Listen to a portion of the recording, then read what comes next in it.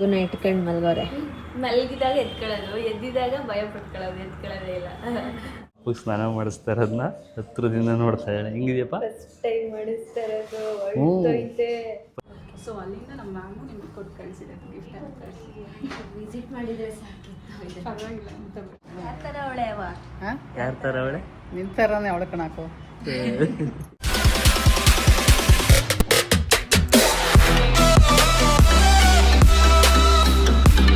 Hi hello ಎಲ್ಲರಿಗೂ ನಮಸ್ಕಾರ, welcome back to Madan Gowda YouTube channel. So guys, ಇವತ್ತು ಫಸ್ಟ್ ನಾನು ಹೇಳ್ಬೇಕಾಗಿರೋದೇನು ಅಂತಂದರೆ ನಿಮ್ಮೆಲ್ಲರಿಗೂ ಥ್ಯಾಂಕ್ ಯು ಸೋ ಮಚ್. ಯಾರೆಲ್ಲ ವಿಶಸ್ ಕಳಿಸಿದ್ದೀರಾ, ಯಾರೆಲ್ಲ ಕಂಗ್ರ್ಯಾಚುಲೇಷನ್ ಹೇಳಿದ್ದೀರಾ, ಎಲ್ಲರಿಗೂ from my heart thank you. And ನಿನ್ನೆ ಅರೌಂಡ್ 11 o'clock ಟೈಮಲ್ಲಿ ಪಾಪುದು ಬರ್ತಾಯಿತ್ತು. ಮಧು ಮತ್ತು ಪಾಪು ಇಬ್ಬರು ಕೂಡ ಸೇಫಾಗಿದ್ದಾರೆ. ಇದು ನೆಕ್ಸ್ಟ್ ಡೇ ವ್ಲಾಗ್ನ ಸ್ಟಾರ್ಟ್ ಮಾಡಿರೋದು ಇನ್ ಹಾಸ್ಪಿಟಲ್. ಬೆಳಗ್ಗೆನೇ ಫ್ರೆಶ್ ಅಪ್ ಆಗಿ 6 ಗಂಟೆಗೆ ಹೋಗಿ ನಮ್ಮ ಅಜ್ಜಿನ ಕರ್ಕೊಂಡು ಬಂದು, ಪಾಪ ನಮ್ಮ ಅಜ್ಜಿ ಬಂದಿರಲಿಲ್ಲ, ಅವ್ರಿಗೆ ಬರೋಕ್ಕೆ ಗೊತ್ತಾಗಲ್ಲ ಅಂತಂದಿದ್ದಕ್ಕೆ ಸೊ ಅಲ್ಲಿಂದ ಊರಿಂದ ಕರ್ಕೊಂಡು ಬಂದು ಈಗ ಹಾಸ್ಪಿಟಲ್ಗೆ ಕರ್ಕೊಂಡು ಬಂದಿದ್ದೀನಿ. ಆ್ಯಂಡ್ ನಮ್ಮ ಅಜ್ಜಿದು ರಿಯಾಕ್ಷನ್ ನೋಡೋಣ. ಮೊಮ್ಮಗಳು, ಈಗ ಹುಟ್ಟಿರೋ ಪಾಪು ಮೊಮ್ಮಗಳು, ಅಂದರೆ 1, 2, 3 ಜನ್ರೇಷನ್ ನೋಡಿದ್ದಾರೆ ಗೈಸ್ ನಮ್ಮ ಅಜ್ಜಿ. ನಮ್ಮ ಅಮ್ಮನೇ ಫಸ್ಟ್ ಜನ್ರೇಷನ್ನು, ನಾವು ಸೆಕೆಂಡು, ಪಾಪು 3rd ಜನ್ರೇಷನ್ನು. ಅವರು ಬ್ಲೆಸ್ಟು, ಪಾಪುನೂ blessed. So thank you. And ಇನ್ನೇನು ಏನಿಲ್ಲ ಗೈಸ್, ಇಷ್ಟೇ. ತುಂಬ ಎಕ್ಸೈಟೆಡ್ ಆಗಿದ್ದೀನಿ. ಪಾಪುಗೆ ಸ್ನಾನ ಕೂಡ ಮಾಡಿಸ್ತಾರಂತ, ಫಸ್ಟ್ ಡೇ ಸ್ನಾನ ಮಾಡಿಸ್ತಾ ಇದ್ದಾರೆ. ನನಗೆ ಒಂದು ಸ್ವಲ್ಪ ಭಯ ಆಯ್ತಾಯಿದೆ, ಪಾಪುಗೆ ಹೆಂಗನ್ಸುತ್ತೋ ಏನೋ ಅಂತ. ತುಂಬ ತಿನ್ನ ಸ್ಕಿನ್ ಇರುತ್ತಲ್ಲ. ಯಾರೋ ನಮ್ಮೂರಲ್ಲಿ ಕೇಳಿದ್ದಕ್ಕೆ 10 ಡೇಸ್ವರೆಗೂ ಸ್ನಾನ ಮಾಡಿಸೋಂಗಿಲ್ಲ, ತ್ಯಾವದ ಬಟ್ಟೆಲ್ಲ ಒರೆಸ್ಬೇಕು ಅಂತೆಲ್ಲ ಹೇಳಿದರು. ಬಟ್ ಏನಿಲ್ಲ, ನರ್ಸು ಇಲ್ಲಿ ಆರಾಮಾಗಿ ಸ್ನಾನ ಮಾಡಿಸ್ಬೋದು ಅಂತ ಹೇಳಿದ್ದಾರೆ. ಸೊ ಬನ್ನಿ ಒಳಗಡೆ ಹೋಗೋಣ, ನಮ್ಮ ಅಜ್ಜಿದು ರಿಯಾಕ್ಷನ್ ನೋಡೋಣ. ಆ್ಯಂಡ್ ನಮ್ಮ ಅಮ್ಮನೂ ಕೂಡ ಬಂದಿದ್ದಾರೆ, ನಮ್ಮ ದೊಡ್ಡಮ್ಮನ ಮಗಳು ಅವರು ಇದ್ದಾರೆ, ಅವ್ರದ್ದು ರಿಯಾಕ್ಷನ್ ನೋಡೋಣ. Let's go guys. ಇಲ್ಲಿ ನಿಶಾ ಪಾಪು ಸ್ನಾನ ಮಾಡಿಸ್ತಾ ಇರೋದನ್ನ ಹತ್ರದಿಂದ ನೋಡ್ತಾ ಇದ್ದಾಳೆ. ಹೆಂಗಿದೆಯಪ್ಪ? ಫಸ್ಟ್ ಟೈಮ್ ಮಾಡಿಸ್ತಾ ಇರೋದು, ಹೊರಟೈತೆ. ಫಸ್ಟ್ ಡೇ ಅಲ್ವಾ ಇವತ್ತು ಸ್ನಾನ? 24 hours ಆದ್ಮೇಲೆ ಮಾಡಿಸ್ಬೇಕಂತೆ. ಹುಟ್ಟಿ 24 ಮಾಡಿಸ್ತಾ ಇದ್ದಾರೆ.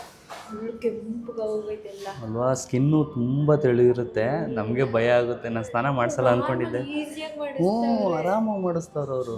ಎಕ್ಸ್ಪೀರಿಯನ್ಸ್ ಇರುತ್ತೆ. ಎವ್ರಿಡೇ ರೂಢಿ ಅವ್ರಿಗೆ. ಸೊ ಅದಕ್ಕೆ ಸ್ನಾನ ಮಾಡಿದ್ರೆ ನಾನು ಏನು ನಿಶಾ ಇಲ್ಲಿ ಬಂದು ಹಿಂಗೆ ಸುಮ್ಮನೆ ನಿಂತ್ಕೊಂಡೇನೋ ನೋಡ್ತಾವಳಲ್ಲ ಅಂತ ನೋಡ್ತಾ ಇದ್ದೀನಿ. ಪಾಪ ಸ್ನಾನ ಮಾಡಿಸ್ತಾರೆ ಅಲ್ಲ.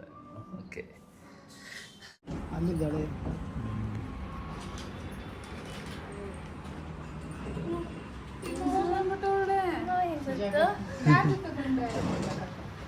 ಜಾಗ ಊರಲ್ಲಿದ್ರಲ್ಲ ಮಕ್ಕಳು. ಆರಾಮ ಅಮ್ಮಣ್ಣ? ಇಷ್ಟೊತ್ತಿಗೆ ಬಂದ್ರಿ? ನಿನ್ನ ಜಾಸ್ತಿ ದೂರ ಬೇಡ. ನೀನು ಯಾವಾಗ ಬಂದವ? ನಾನು ಅವಾಗಲೇ ಬಂದೆ. ನಿದ್ದೆ ಬಂತಾ ಯಾರಿಗೆ? ನಿನಗೆ? ನನಗೂ ಬಂತು, ಮೇಡಮ್ಗೂ ಬಂತು. ಹೌದಾ? ಅಳ್ಳಿಲ್ವಾ? ಓ,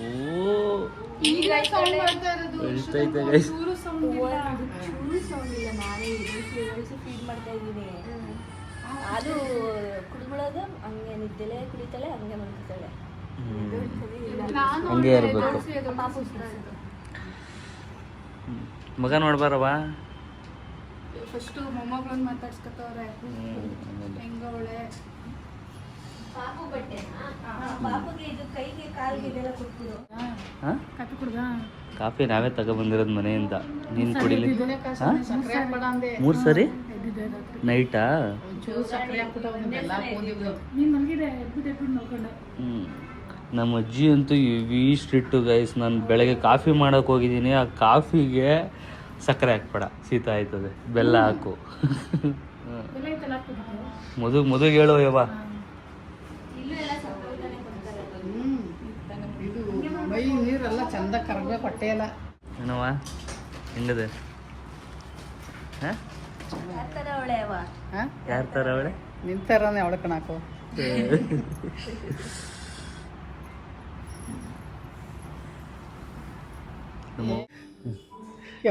ನಮ್ಮ ಮಗ ಮಾತ್ರ ಒಂದು ದಿವಸ ಇರೋಕ್ಕಾಗ್ತಿದ್ವಿ ಕಣಪ್ಪ. ಏನಕ್ಕೆ? ನಾವು ಆಸ್ಪತ್ರೆಗಳಲ್ಲಿ ಯಾವತ್ತೂ ಒಂದು ದಿವಸ ಹೋಗಲ್ಲ. ನಮ್ಮ ಅಜ್ಜಿಗೆ ಒಂದು ಸ್ವಲ್ಪ ಭಯ. ಊರುಗಳಲ್ಲಿ ಇದ್ದು ಬೆಂಗಳೂರು ಪೇಟೆಯಲ್ಲಿ ಆಸ್ಪತ್ರೆ, ಇಷ್ಟು ದೊಡ್ಡ ಆಸ್ಪತ್ರೆಗೆಲ್ಲ ಬಂದರೆ ಈ ಲಿಫ್ಟ್ ಒಳಗಡೆ ಹೋದರೆ ಗೈಸ್ ಏನು ಮಾಡಿದ್ರು ಗೊತ್ತಾ? ಈ ಲಿಫ್ಟ್ ಒಳಗಡೆ ನಮ್ಮ ಅಜ್ಜಿ ಹೋಗಿ ನಿಂತ್ಕೊಂಡಿದ್ದ ತಕ್ಷಣ, ಏನಾ ಸುಮ್ಮನೆ ನಿಂತಿದ್ದೀವಿ, ಎಲ್ಲೋಯ್ತಾ ಇದ್ದೀವಿ ಪಾಪ ಗೊತ್ತಾಯ್ತಲ್ಲ ನಮ್ಮ ಅಜ್ಜಿಗೆ. ಸೊ ಈಗ ನಮ್ಮ ಅಜ್ಜಿಗೊಂದು ಪ್ರಶ್ನೆ ಕೇಳುವ, ಹೆಂಗೆ ಅನಿಸ್ತಿದೆ ಇವ, ಖುಷಿನಾ? ಆ್ಯಂಡ್ ನಮ್ಮ ಅಜ್ಜಿ, ನಮ್ಮಮ್ಮ, ನಾವು ಮೊಮ್ಮಕ್ಕಳು, ಹೀಗಾಗಿರೋ ಪಾಪು ಮೊಮ್ಮಗಳು. 3 ಜನ್ರೇಷನ್ ನೋಡಿದ್ಯಾ ನೀನು, 3 ತಲೆಮಾರು ಮಕ್ಕಳು ನೋಡಿದ್ಯಾ. ಏನಮ್ಮಣ್ಣ ಸಮಾಚಾರ? ಹೇಳ್ಬೇಕಲ್ಲ ಆರಾಮ? ಖುಷಿನಾ ನಿನಗೆ? ಫುಲ್ ಖುಷಿ. ನೋಡಿದ್ಯಲ್ಲ, ಸೊಸೆ ಹುಟ್ಟಿದಾಳೆ. ನಾನು ಡೇ ಒನ್ನಿಂದನೂ ಯಾವುದೇ ವೀಡಿಯೋಸ್ ಆದರೂ ಕೂಡ ಹೆಣ್ಮಗಳು ಬೇಕು ಅಂತಲೇ ಕೇಳ್ತಾ ಇದ್ದು. ಅವರ ಅಜ್ಜಿಗೋಸ್ಕರ, ಆಮೇಲೆ ದೊಡ್ಡವ್ರಿಗೋಸ್ಕರ ನಾನು ಗಂಡು ಮಗು ಆಗಲಿ ಅಂತ ಅಂತಿದ್ದೆ.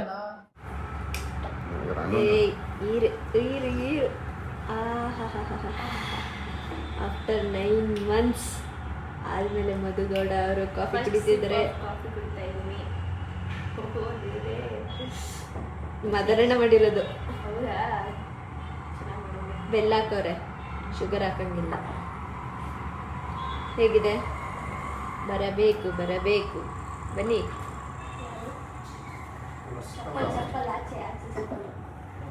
ಹೈಜೀನ್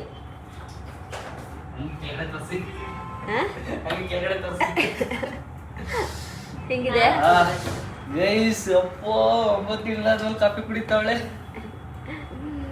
ಇಷ್ಟು ದಿವಸ ಕುಡ್ದಿರ್ಲಿವಾ? ಇವತ್ತು ಕುಡಿತಾ ಇರೋದು. 9 ತಿಂಗಳು ಬಿಟ್ಬಿಟ್ಟಿದ. ನಿಜ ಕುಡಿತಾ ಇರಲಿಲ್ಲ ಅವಳು. ಟೀ ಕುಡಿತಾ ಹಾಲು ಕುಡಿತಿದ್ದೆ, ಹಾಲು ಕುಡಿತಿದ್ದೆ. ಸ್ವಲ್ಪ ಟೀ ಕುಡಿತಿದ್ಲು ಲಾಸ್ಟ್ 3 ತಿಂಗಳು. ಹಿಂಗಾಗ ಬಿಟ್ಟಿದ್ದು 9 ತಿಂಗಳು. ಪಾಪುಗೋಸ್ಕರ. ಚೆನ್ನಾಗಿತ್ತಾ ಕಾಫಿ? ನಾನೇ ಮಾಡಿದ್ದು. ಡ್ಯಾಡಿ ನೋಡಿ ಮಗುನ ಇಟ್ಕೊಂಡು ಮಲ್ಗವ್ರೆ. ಮಲಗಿದಾಗ ಎತ್ಕೊಳ್ಳೋದು, ಎದ್ದಿದಾಗ ಭಯ ಪಟ್ಕೊಳ್ಳೋದು, ಎತ್ಕೊಳ್ಳೋದೇ ಇಲ್ಲ. ಈಗ ಫೀಲ್ ಮಾಡಿ ಮಲಗಿಸಿದೆ. ಎಲ್ಲಿ ಲೇಡೀಸ್ ಗಂಗೆ ಫ್ರೆಶ್ ಅಪ್ ಆಗ್ತಾ ಇದ್ದಾರೆ. ಆನ್ ದ ವೇ ಬರ್ತಾ ಇಲ್ಲಿ ಯಾರನ್ನೂ ಬಿಡ್ತಾ ಇಲ್ಲ ಗೈಸ್, ಅದೊಂದು ದೊಡ್ಡ ಪ್ರಾಬ್ಲಮ್. ನಾವುಗಳು ಮಾತ್ರ ನಮ್ಮನ್ನೂ ಬಿಡ್ತಾ ಇಲ್ಲ. ಅವ್ರ ಜೊತೆ ಒಬ್ರು ಅಟೆಂಡರು ಅಷ್ಟು ಮಾತ್ರ ಇರಬೇಕು. ಇನ್ಫೆಕ್ಷನ್ ಆಗುತ್ತೆ ಅಂತ. ವಿಸಿಟಿಂಗ್ ಟೈಮ್ಸ್ ಮಾತ್ರ ಬಂದು ಹೋಗ್ಬೇಕು ಅಂತ ಹೇಳ್ತಾರೆ. ಎಲ್ಲಿ ಅಲ್ಲಿ ಈಗ ವಿಸಿಟಿಂಗ್ ಟೈಮು ಮುಗೀತಾ? Start 11 to 1. 11 to 1. ಗೈಸ್ ನಾವೀಗ ಪಾಪುದು ಫೋಟೋ ಶೂಟ್ ಮಾಡ್ಸೋಕ್ಕೆ ಬಂದಿದ್ದೀವಿ. ಡೇ 1 ಅಲ್ವಾ? ಡೇ 1 ಪಾಪು ಫೋಟೋ ಶೂಟು ಫುಲ್ಲು ರೆಡ್ ಆಗಿಬಿಟ್ಟಿದೆ ಫೇಸು. ಎಷ್ಟು? ಹಾಸ್ಪಿಟಲಲ್ಲಿ ಇನ್ಕ್ಲೂಡ್. ಹೌದಾ? ಪ್ಯಾಕೇಜಲ್ಲೇ. ಓಕೆ. ಇನ್ನೂ ಒಂದು ಇನ್ಕ್ಲೂಡ್ ಇದೆ, ಮೀನು, ಅದು ಆಮೇಲೆ ಬರುತ್ತೆ. ಅಲ್ಲ, ನನ್ನ ಮಗಳಿಗೆ ದುಡ್ಡು ಕೊಂಡ್ಕೊಂಡು ಹಂಗೆ ಮಡಚಿ ಹಂಗೆ ಸ್ಯಾಡಲ್ ಮಾಡ್ತಾರೆ. ಇದು ಅಂತಾನೆ ಮಾತಾಡೋದು ಸ್ವಲ್ಪ ಜೋರಾಗಿ. ಏನಿಲ್ಲ ಇಲ್ಲಿ ಯಾರೂ ಇಲ್ಲ. ಹೊಟ್ಟೆ ಇದಾಯ್ತದೆ. ಹೌದಾ? ಎಳ್ದಂಗೆ. ಸೊ 1.5 ಗಂಟೆಗೆ ಬಂದು ಮುಂಬೈಗೆ.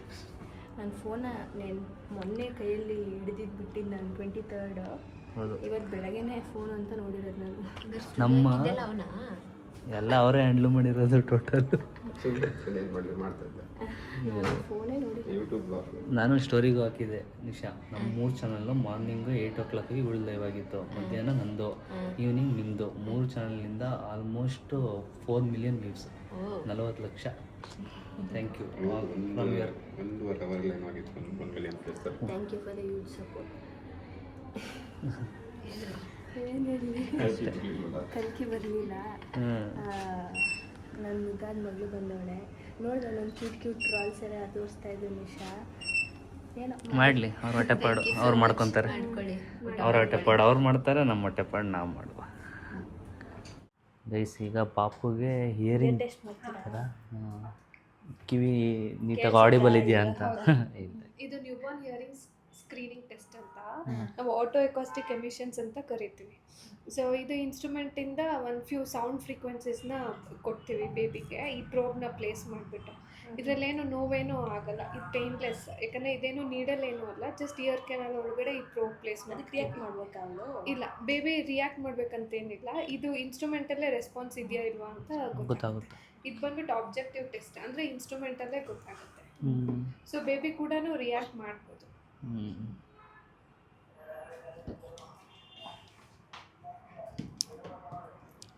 ಇಷ್ಟು ಪರ್ಸೆಂಟೇಜ್ ಅಂತ ಬರುತ್ತಾ, ಇಲ್ಲ ಅಂತಾರೆ ಕಂಪ್ಲೀಟ್ಲಿ ಆಡಿಬಲ್ ಇಲ್ಲ ಏನು ಅಂತ? ಗೊತ್ತಾಗುತ್ತೆ. ನೋಡಿ ಏನೇನೆಲ್ಲ ಟೆಕ್ನಾಲಜಿ ಬಂದಿದೆ ಗೈಸ್. ನಾವೆಲ್ಲ ಹುಡ್ತಾಗ ಇವೆಲ್ಲ ಏನೂ ಇರಲಿಲ್ಲ. ಅವಾಗ ಇಯರ್ ಟೆಸ್ಟ್ ಎಲ್ಲ ಮಾಡಿರ್ತಾರೆ madam 30 years back. 30 years back ನಾವು ಗೊತ್ತಿಲ್ಲ. ಬಟ್ ಪಾಸ್ಟ್ ಒಂದು 20 years ಇಂದ ಅಟ್ಲೀಸ್ಟ್ ಇದೆ. 20 years ಇದೆ. 30 ಇಯರ್ಸಿಂದ ಇಲ್ಲ, 20 ಇಯರ್ಸಿಂದ ಇದೆ. ಗೈಸ್ ಇದು ತುಂಬ ಶಾರ್ಪ್ ಇದೆಯಂತೆ, ಮಧು ಥರ. ಎಷ್ಟು 6 ಡಿಸಿಬಲ್ಸ್ ಇರಬೇಕಂತೆ. ಮಿನಿಮಮ್ 6 ಡೆಸಿಬಲ್ಸ್ ಇರಬೇಕು. 4 ಫ್ರೀಕ್ವೆನ್ಸಿ ಪ್ರೆಸೆಂಟ್ ಮಾಡ್ತೀವಿ, 2 kHz, 3, 4 kHz ಮತ್ತು 5 kHz. So minimum above 6 dB ಮೇಲಿತ್ತಂದರೆ ಇದು ಗ್ರೀನ್ ಕಲರ್ ತೋರಿಸುತ್ತೆ, ಕಿವಿ ನೀಟಾಗಿ ಕೇಳಿಸುತ್ತೆ ಅಂತ. ಪಾಸ್ ಅಂತ ತೋರಿಸುತ್ತೆ. ಇವಾಗ ಎಷ್ಟಿದೆ ನಮ್ಮ ಮಗು? 10, 15, 12. ಪಾಸ್ ಇದೆ ಇಲ್ಲ, ಪಾಸ್ ಇದೆ. ನೈಸ್. ಅದಾದಮೇಲೆ ಸ್ಲೋ ಆಗಿ ಈ ರೆಸ್ಪಾನ್ಸ್ ಕೂಡ ಫೇಡ್ ಔಟ್ ಆಗುತ್ತೆ. ಒಂದು 3-4 ತಿಂಗಳು ಆಗೋ ಅಷ್ಟೊತ್ತಿಗೆ ಮಗು ನಿಮ್ಮ ಧ್ವನಿ ಕೂಡ ಗುರುತಿಸ್ತಾರೆ. ಸೊ ಇವಾಗ ಮಗು ಅಳ್ತಾ ಇದೆ, ನೀವು ಮಗು ಜೊತೆ ಮಾತಾಡ್ತೀರಾ, ಅವಾಗ ನಿಮ್ಮ ವಾಯ್ಸ್ ಕೇಳಿ ಪಾಪು ಸೈಲೆಂಟ್ ಆಗುತ್ತೆ. ಸೊ ಆ ರೀತಿ ಎಲ್ಲ ಮಗು ನಿಮ್ಮ ಧ್ವನಿಗೆ ರಿಯಾಕ್ಟ್ ಮಾಡ್ತಾ. ಮೇಡಮ್ ಅವ್ರಿಗೆ ಟಿಫನ್ ಕರೀಲಿ, ಊಟ ಬಂದಿದೆ. ಬಿಸಿ ಬಿಸಿ ಐತೆ. ಬಿಸಿ ಬಿಸಿ ಇದೆ, ಆದರೆ ಟೇಸ್ಟ್ ಇರೋಲ್ಲ ಅಷ್ಟೇ. ಸಪ್ಪೆ ಸಪ್ಪೆ. ಹಾಸ್ಪಿಟಲಿಂದ ಕಳಿಸ್ತಾ ಇರಲ್ವಾ? ರೈಸ್, ಬಿಸಿ ಬಿಸಿ ರೈಸು.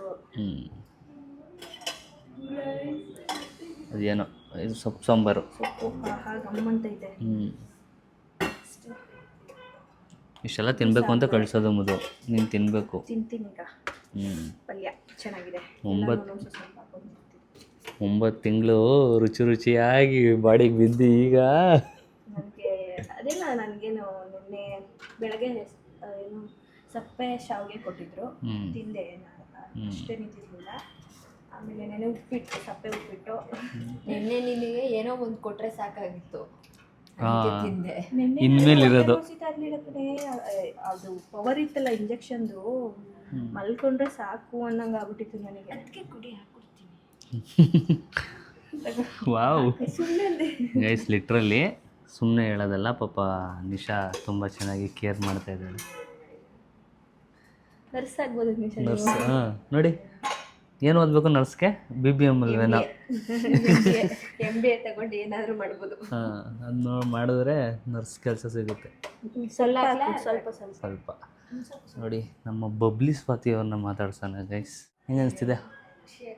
ಖುಷಿ ಆಗ್ತಿದೆಯಾ? ಅತ್ತೆ. ನಾನು ಮಾಮ, ನೀವು ಅತ್ತೆ. ಅಷ್ಟೇ. ನಿಧಿಯವರೇ, ನಿಮಗೆ ನೀವು ಕೆಲಸನ ಬಿಡುವು ಮಾಡ್ಕೊಂಡು ಬಂದಿರಲ್ಲ, ಥ್ಯಾಂಕ್ ಯು. ಈಗ ಹೇಳಿ, ಬಿಡುವೇನು ಮಾಡ್ಕೊಂಡಿಲ್ಲ, ಲ್ಯಾಪ್ಟಾಪು ತೊಗೊಂಬಂದಿದ್ದೀನಿ. ವರುಣ್ ಹೆಂಗಿದೆ? ಸೇಮ್ ಮದುವೆ ಥರನೇ ಇದೆ. ಹೌದಾ? ಗುಂಡು ಫೇಸ್. ಓಯ್ ಸೌಂಡ್ ಮಾಡ್ತಾಳೆ.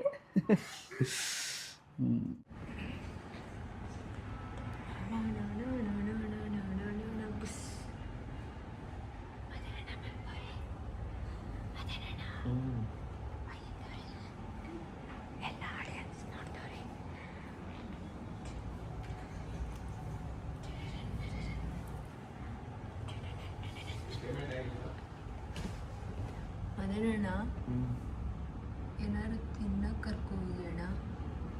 ಹೊರ್ಗಡೆನೋ ಇಲ್ಲನೋ? ಹೊರಗಡೆ ಅಣ್ಣ. ಏನು ತಿಂತೀರ? KFC. ಭಯಾಗೋಯ್ತು. ಏನು ಬೆಳಗ್ಗೆ 10 ಗಂಟೆ ಎದ್ದಿರೋದಕ್ಕೆ ಒಳ್ಳೆ ನಿದ್ದೆ ಬರ್ತದೆ. 10 ಗಂಟೆಗೆ ಎದ್ರಾ? ಹಾಂ, 10 ಗಂಟೆ. ನಮ್ಮ ಕಡೆ 10 ಗಂಟೆ ಅಂದರೆ ಅರ್ಲಿ ಮಾರ್ನಿಂಗ್ ಅಂತ. ಓಕೆ. ಏನಾದ್ರು ತಿನ್ಬೇಕು ಅನಿಸ್ತಿದೆ ರುಚಿ ರುಚಿಯಾಗಿ. 3 ದಿನದಿಂದ ಕ್ಯಾಂಟೀನ್ ಊಟ ಮಾಡಿ ಮಾಡಿ ಬೋರ್ ಆಗಿದೆ. ಆಫ್ಟರ್ವರ್ಡ್ಸ್ ಬರ್ತೀವಿ, ಸ್ವಲ್ಪ KFC ತಿನ್ಕೊಂಡು ಸಿಗ್ತೀವಿ ಅಂತ ಮೆಸೇಜ್. ಏನು ತಿನ್ಬೇಕು? KFCನ ಡೊಮಿನೋಸಾ? KFC. ತೆಗೀರಿ. ಯಾರಿವನು ಯಾರಿವನು ಹುಡುಗ, ಅದೆಲ್ಲ ಒಂದು ಸಾಂಗ್ ಐತಲ್ಲ, ನಗುಮುಖದ ಚೆಲುವ.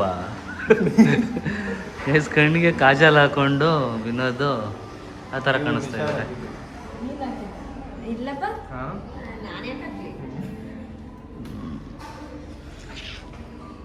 ಏನ್ರಿ ವಿನೋದ್, ಗೂಗ್ಲಿ ಶರತ್, ಎಷ್ಟು ಸರ್ ಗೂಗ್ಲಿ ಇರ್ತಾರಲ್ಲ ಯಾವಾಗಲೂ ಈ ಥರ ಬ್ಯಾಗ್ ಹಾಕೊಂಡು ಟಿಪ್ಟಾಪಾಗಿ ಕೆಲಸ. ಕೆಲಸ ಮೇಲೆ ಹೋಗ್ತಿದ್ಯಾ? ನೋಡಿ ಹಿಂಗೆ ಕೆಳಗಡೆ ಹೋಗ್ಬೇಕು. ನಾವು ವೇಟಿಂಗ್ ಮಾಡ್ತಾ ಇದ್ದೀವಿ. ಆಲ್ಮೋಸ್ಟ್ ಏನಿಲ್ಲ ಅಂತಂದ್ರೆ 3-4 ದಿನ ಆಗ್ಬಿಟ್ಟಿತ್ತು. ನಿಶಾ ಚಿಕನ್ ತಿಂದು ಆ ಕ್ಯಾಂಟೀನ್ ತಿಂದು ಒಂಥರ ಭಯಲ್ಲ. ನೆನ್ನೆ ನೈಟ್ ಅನ್ನ ಸಾಂಬಾರು ಅಂದರೆ 3 ದಿನ ಕಂಟಿನ್ಯೂಸ್ ಆಗಿ ಹೋಗಲ್ಲ ಗೈಸ್. ಅಣ್ಣ KFC.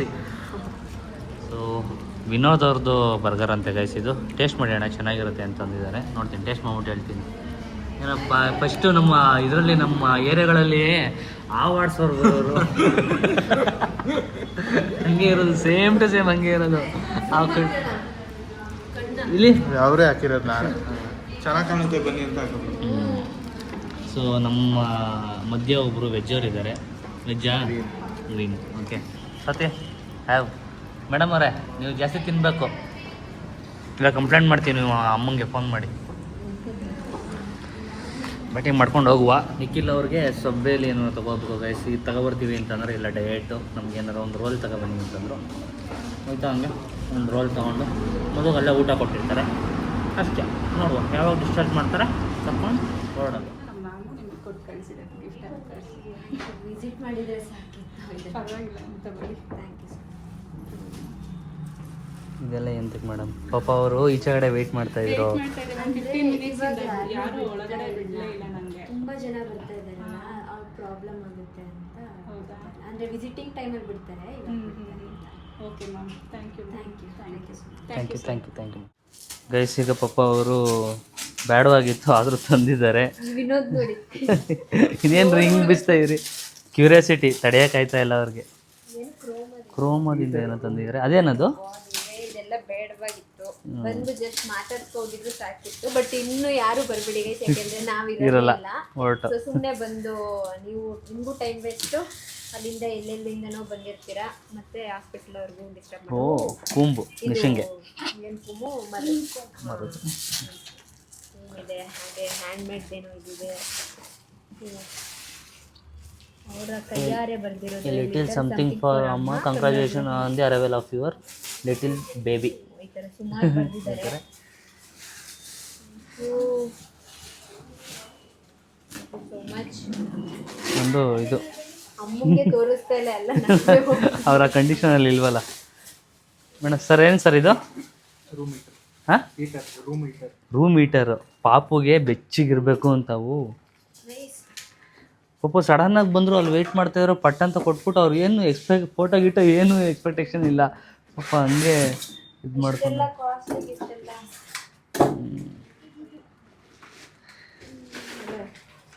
ಓಕೆ, ರೂಮ್ ಹೀಟರು ಏನಿದು? ಇದು ಇದು ಥರ. ಓ, ಟೆಂಪರೇಚರ್ ಇದೆಯಾ? ನೈಸ್. ಅಪ್ಪ ಸೋ ಸ್ವೀಟ್.